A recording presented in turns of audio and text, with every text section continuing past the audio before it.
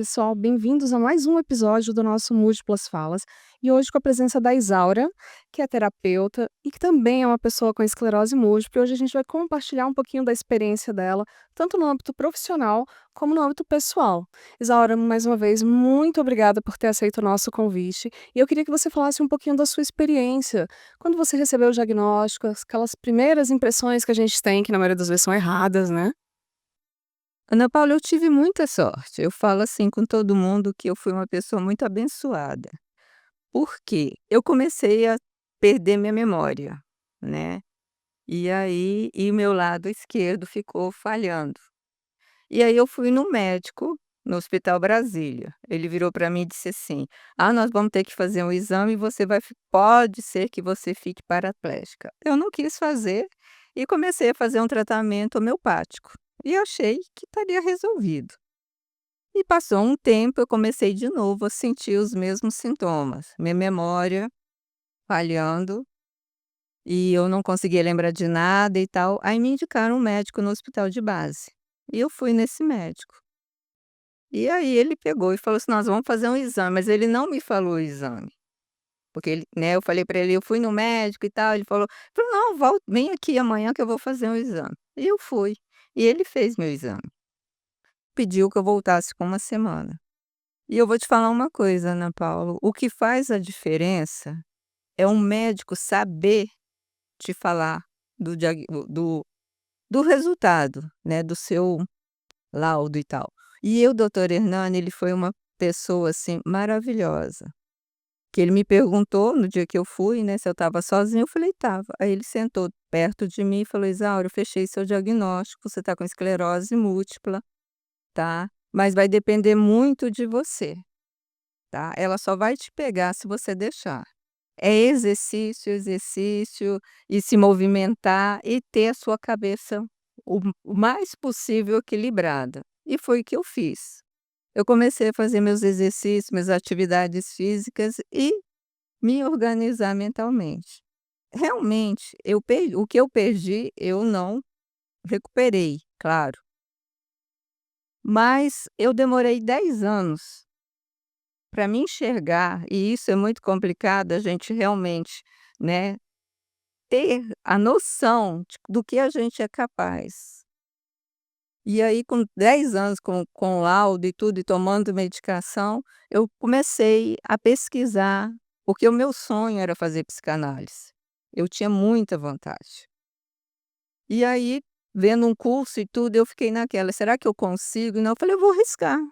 E aí eu arrisquei e consegui fazer a minha psicanálise que eu tanto sonhei. E com isso eu comecei também a ver a terapia, padrões, tá, assertivos para você realmente trabalhar com as pessoas, né. E aí eu comecei a ficar mais animada e realizada com isso.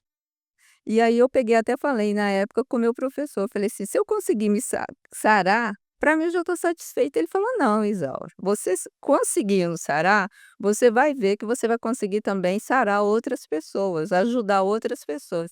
E ele me deu esse incentivo, sabe. E aí eu comecei, até com grupo, né, no próprio curso e tudo, você vai fazendo, ajudando um ao outro e tal. E aí eu fui me empolgando e vendo que realmente é possível. E como a esclerose múltipla mexe muito com o nosso emocional, é uma coisa que abala demais, eu falei: "Gente, eu tenho que fazer alguma coisa para as pessoas com essa doença. Se eu conseguir me reequilibrar, eu vou poder ajudar outras pessoas".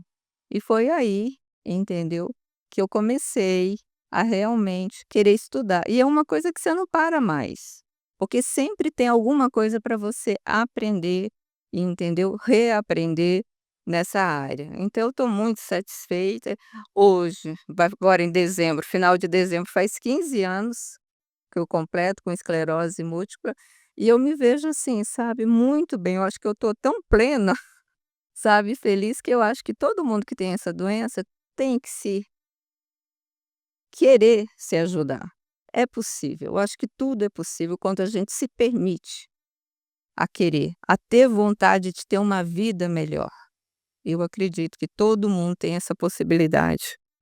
Ah, eu sempre falo que assim, a gente não está aqui para romantizar diagnóstico, porque a gente sabe que não é um diagnóstico fácil. A gente convive com ele todos os dias, então a gente sabe o que é acordar um dia bem, no outro dia não tão bem assim. E esse medo sempre do como é que vai ser o amanhã. Mas quando a gente faz a terapia, quando a gente faz o processo de autoconhecimento, pelo menos é o que eu acredito, né? O fardo ele fica menos pesado, porque você passa a conhecer o seu corpo e a sua mente. Que muitas vezes, e aí você pode até falar um pouquinho sobre isso, é o nosso maior inimigo é a nossa mente, né. Exatamente, é o que eu falo com todo mundo. E eu vou falar que isso aconteceu comigo logo no começo, entendeu? Porque você fica, ó, você falou, o diagnóstico é um negócio sério, porque até hoje não se distingue o porquê da esclerose, né? O que, de onde surgiu, como surgiu, porquê, se é hereditário, se não é, se é do intestino, se não... Então é uma coisa que realmente não é legal, não é agradável. Mas eu vejo o seguinte, Ana Paula, nós sempre temos 2 caminhos, e eu gosto de frisar muito isso, todo mundo tem 2 caminhos. Você quer ficar parado? Você quer ficar no vitimismo ou você quer ir para frente? Se você quer ir para frente, então se permita, né, a buscar meios de te ajudar. O passado a gente não pode mudar, não tem como mudar, mas a gente tem como ver esse passado de uma outra forma. Entendeu? E a gente tem uma maneira de prosseguir também de uma outra forma. Então eu vejo o seguinte, nós temos hoje muita bagagem, muitos padrões para serem trabalhados, para que as pessoas mudem essa forma de ver, de se ver, tá. Só que tem uma coisa que eu falo muito, até com as pessoas que eu atendo, você tem que se permitir mudar. Porque o problema também, Ana Paula, as pessoas se acostumam tanto com o sofrimento, se acostumam que tem medo de mudar. Elas não querem, muitos não querem essa mudança, sabe. E se apega a isso também, porque mudar dói, igual você falou, mudar dói, e como dói. Não é fácil, você vê, eu faço exercício todo dia, eu faço atividade física todo dia. Tem dia, igual você falou, tem dia que você não está bem, mas o meu corpo já sente falta. Sabe? E é o que eu falo, vamos movimentar. "Ah, não dou conta de correr", anda, "eu não dou conta de andar". Gente, movimenta o braço, movimenta alguma coisa, faz alguma coisa. Sai da estagnação, sai do paradão, sabe, faz alguma coisa. Você vai ver com isso como que sua mente vai mudar, sabe. Leia um livro, porque hoje ninguém quer mais ler, né. Leia um livro, escuta uma música, tem gente que diz que não consegue dormir. Gente, escuta uma música. Põe uma fontezinha, faz alguma coisa, movimente, se goste, sabe. O problema também está aí, muita gente não se gosta, sabe, com esse diagnóstico se fecha e não quer mais se gostar. E a coisa mais importante do mundo, Ana Paula, é a gente se amar, a gente se gostar, a gente se valorizar. E aí você tocou num ponto muito importante, que é a questão do amor próprio. Muitas pessoas, e eu percebo isso porque eu lido com muitas pessoas com esclerose, a partir do momento que recebe o diagnóstico, ele deixa de ser aquele ser humano e passa a ser a doença. Ele passa a viver e a respirar a doença 24 horas, né? Faz a besteira que todos nós fazemos, que é ir para o Google e só ver o que tem de ruim, e só ver o que pode ou não acontecer no futuro, mas a parte do pode ou não eu não escuto, eu só vejo o pode. E se pode, vai acontecer. E a gente sabe que a doença ela é única para cada paciente. E como a gente encara esse diagnóstico, ele faz muita diferença no final, né. E aí, Isaura, eu queria que você falasse um pouquinho de como a terapia ajuda nesse momento de aceitação, e quando eu falo aceitar, não é aceitar a doença, eu nunca aceitei a doença. Eu aceito que ela existe, que ela divide o corpo comigo, mas que ela não define o meu amanhã.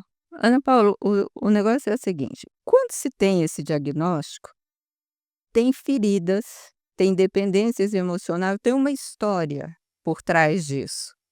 E aí o que acontece? Com o diagnóstico, a pessoa já fica abalada, mas a pessoa muitas vezes já está abalada com a sua história de vida, sabe. Os casamentos que desfizeram, relacionamentos que não deram certo, criações, problemas com mãe, que hoje a gente está vendo muito isso. Então o que que acontece nesse caso? A pessoa tem que querer dar oportunidade de ser trabalhado essas questões. Porque a coisa mais difícil é quando você pega uma pessoa, tá, que você vê a doença tá ali, tá certo, mas o que que acontece? A pessoa tá cheia de problemas, só que ela só, como você falou, ela só quer ver a doença, mas a doença é simplesmente um pinguinho. Então, quando você começa a conversar, na psicanálise você sabe que a pessoa fala muito, e é muito bom que você vai vendo essa questão do que realmente está por trás de uma série de coisas.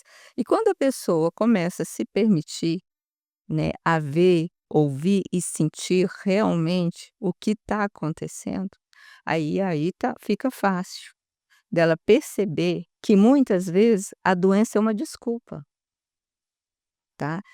Talvez sejam coisas lá da infância dela, problemas sérios, feridas. Você sabe que nós temos 5 feridas, né, que é do abandono, da traição, da humilhação, da rejeição e tal, que está machucando essa pessoa.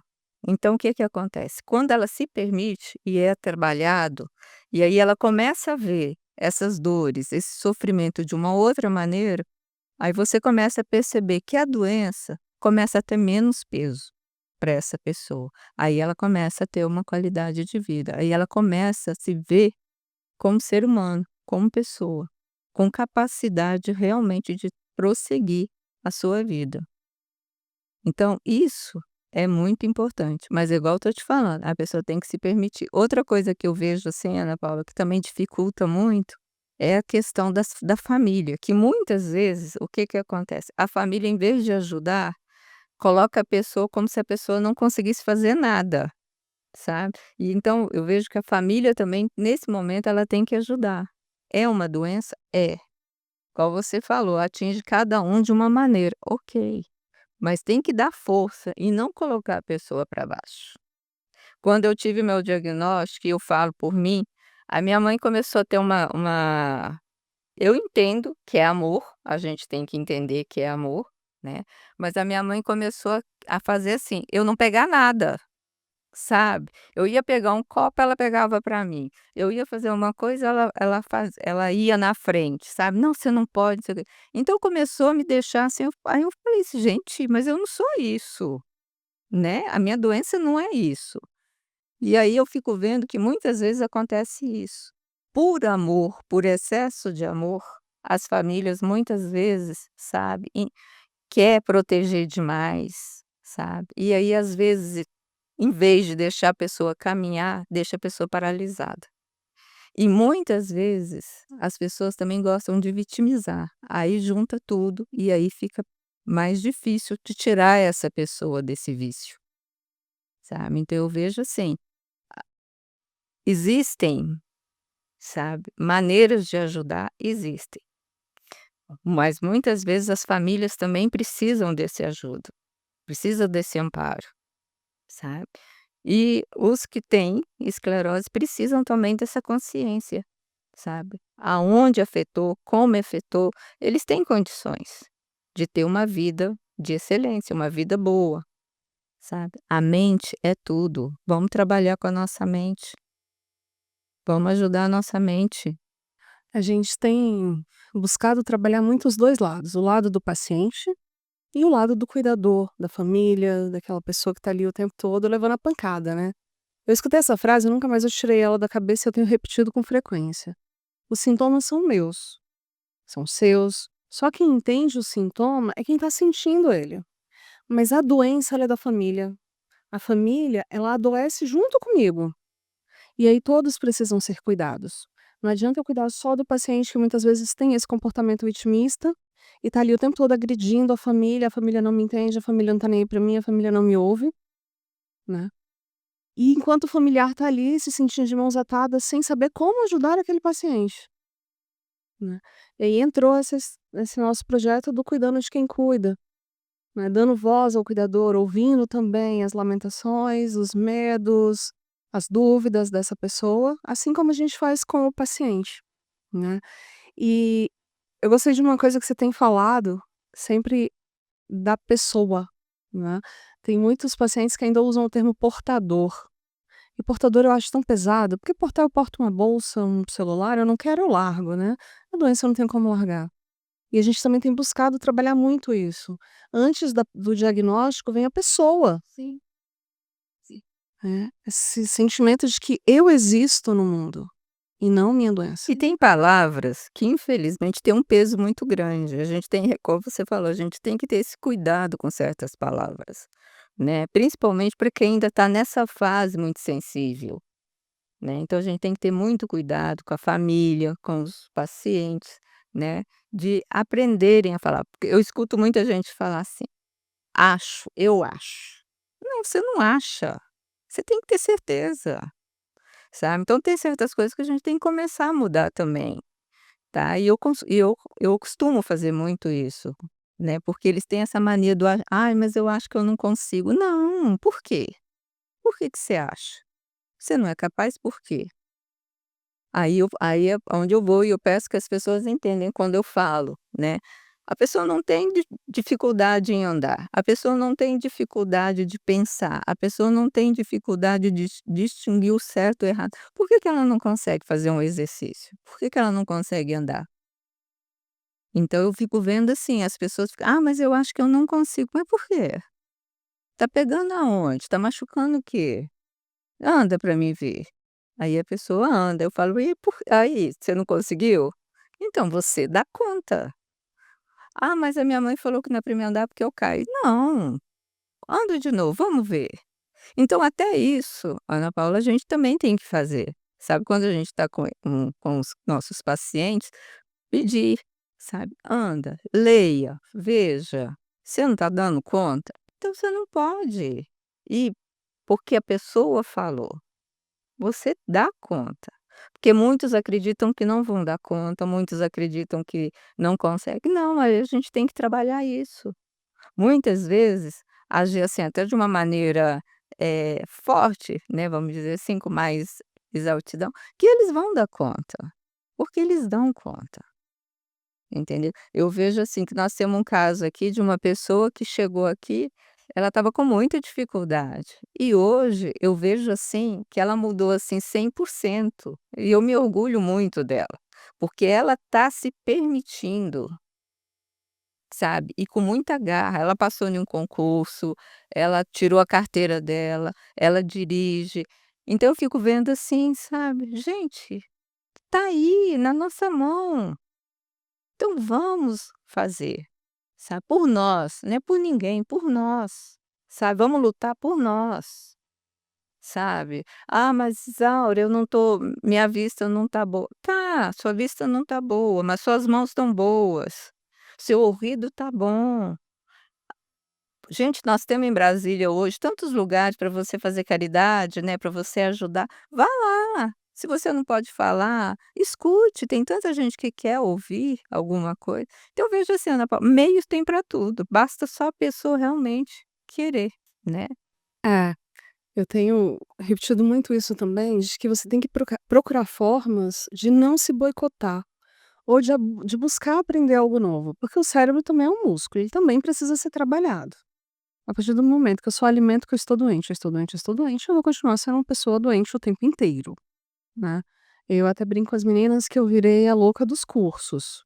Um dia eu tô fazendo um curso de designer gráfico, no outro dia eu tô fazendo um curso de confeitaria, que não tem nada a ver com o curso anterior, mas são 2 áreas que eu gosto e que eu sinto prazer em fazer. Agora eu tô fazendo um curso de bonecas de tecido, que o que que tem a ver o tecido com o designer, com a confeitaria? Tem a ver que você está trabalhando a sua mente, você tá ocupando a sua mente, né, então isso aí está te ajudando, entendeu, habilidade, isso é muito bom, isso é excelente.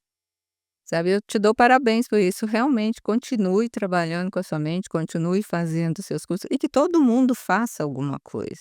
"Ah, não tenho dinheiro, não tenho condições", gente, tem alguns lugares que até, né, é barato, é de graça, então vamos fazer isso. Você estava falando disso de ser barato, de ser de graça, por exemplo, o Senai oferece centenas de cursos gratuitos, e que muitas vezes não fecha a turma porque não tem aluno. E é super fácil fazer a inscrição, você entra no site, tem lá Senai gratuidade, você faz a inscrição e tá resolvido, eles te ligam, você lá faz a matrícula e faz o curso, gratuito.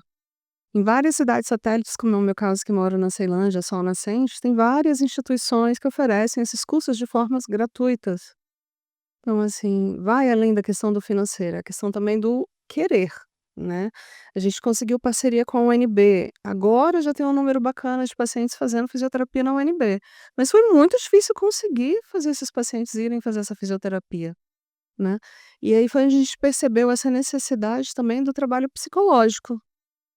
Então a gente percebeu que, putz, não adianta só eu falar para o cara ir lá fazer fisioterapia que ele vai melhorar o físico dele, se a cabeça dele tá dizendo o contrário, né. E aí foi quando surgiu a oportunidade da gente ter essa parceria e você tá atendendo essas pessoas também de forma gratuita, Sim. né. E você acha que, de certa forma, isso já tem causado impacto? Como você já acabou de testemunhar de um paciente que tá evoluindo, né. E eu estou muito feliz, Ana Paula, porque quando eu fiz os cursos e comecei realmente a me equilibrar, reequilibrar meu emocional, curar minhas feridas e tudo, igual eu te falei, eu falei para o meu professor: "Se eu me curar, já está de bom tamanho", mas aí quando eu vi que realmente nós estamos vivendo nesse momento que as pessoas estão, né, com tanta dor, com tanto sofrimento, com o emocional, eu falei: "Não, eu vou começar a ajudar". E eu te falo assim, cada paciente que eu atendo, que eu vejo, sabe, que tá melhor, que tá melhorando, gente, você não sabe como que eu fico feliz. Eu acho que não tem dinheiro que pague isso, sabe. Eu fico tão realizada, eu fico tão feliz, e eu falo para todo mundo e convido a todo mundo: "Gente, se vocês estão nessa fase, sabe, de se sentir triste, de se sentir procrastinando, fazendo, sabe, não querendo, nos procure, sabe, procure amigos que a gente vai ajudar da melhor forma possível. Meus atendimentos são online? São, mas igual você viu, se realmente for um caso de ser presencial, a gente faz presencial, se, né, se a pessoa realmente, mas não deixe de procrastinar, não deixe de viver antes de procurar uma ajuda, antes de procurar realmente uma melhora, tá. Vamos vestir a camisa da associação, vamos procurar ajuda, tem a Ana Paula aqui que é uma pessoa maravilhosa, que sempre faz tudo para ajudar, né, então vamos realmente, sabe, buscar. E já dando um spoiler, a gente está com os projetos, a gente vai continuar os nossos encontros mensais de capacitar o paciente, de cuidar do cuidador, e vamos acrescentar algumas oficinas, alguns workshops, ensinando algumas atividades, tanto manuais como na cozinha, né, atividade de artesanato, de cozinha, enfim, a gente está montando uns projetos bem legais, exatamente para tentar mostrar que existe um outro lado. Eu não gosto do termo normal, porque eu digo que a minha vida nunca foi normal aos olhos das pessoas ditas normais, né. Que uma pessoa que acordava de madrugada para fazer 5 km de trilha, para tomar um banho de cachoeira, nunca vai ser chamada de normal. Ou descer 70 metros num paredão amarrada numa corda. Esse era o meu normal. Hoje não chega nem perto disso. Mas se eu não consigo mais andar 5 km, a última vez que eu fui para Alto Paraíso eu achei uma cachoeira que ficava a 600 metros. 600 metros eu consigo. Então, assim, é uma questão realmente de adaptação do novo normal. Eu sempre digo que eu gosto de viver com qualidade de vida, né. E é isso que a gente tem buscado trazer para o paciente. É possível ter qualidade de vida apesar do diagnóstico. E sim, vão ter dias ruins, vai ter dia que você vai chorar, vai ter dia que você vai pensar: "Cara, minha vida acabou. Por que comigo? O que eu fiz para merecer isso?". E são perguntas que eu nunca vou poder responder para ninguém. Quando alguém me pergunta: "Por que comigo?", eu respondo: "E por que não comigo?", né. E aí, Isaura, eu queria que você falasse um pouquinho de pra gente já estar chegando aqui no finalzinho do nosso bate-papo, e com certeza teremos outros. Eh, o que que você, enquanto pessoa com esclerose, espera para o próximo ano? A gente vai continuar esse trabalho, que eu não vou te largar, você chegou, agora eu não deixo mais embora, né. E assim, o que que você espera e como a gente pode estar contribuindo ainda mais para esses pacientes? Eu espero sinceramente que seja um ano maravilhoso para todos, todos, todos, tá.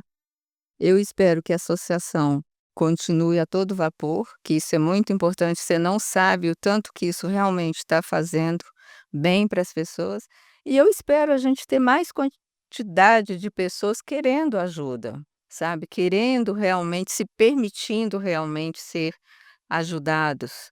E eu estou aberta, Ana Paula, para qualquer coisa que você precisar, se eu puder, se eu tiver condições, você pode contar comigo que eu estarei, tá, te apoiando, te ajudando e ajudando os nossos queridos esclerosados, como diz o outro.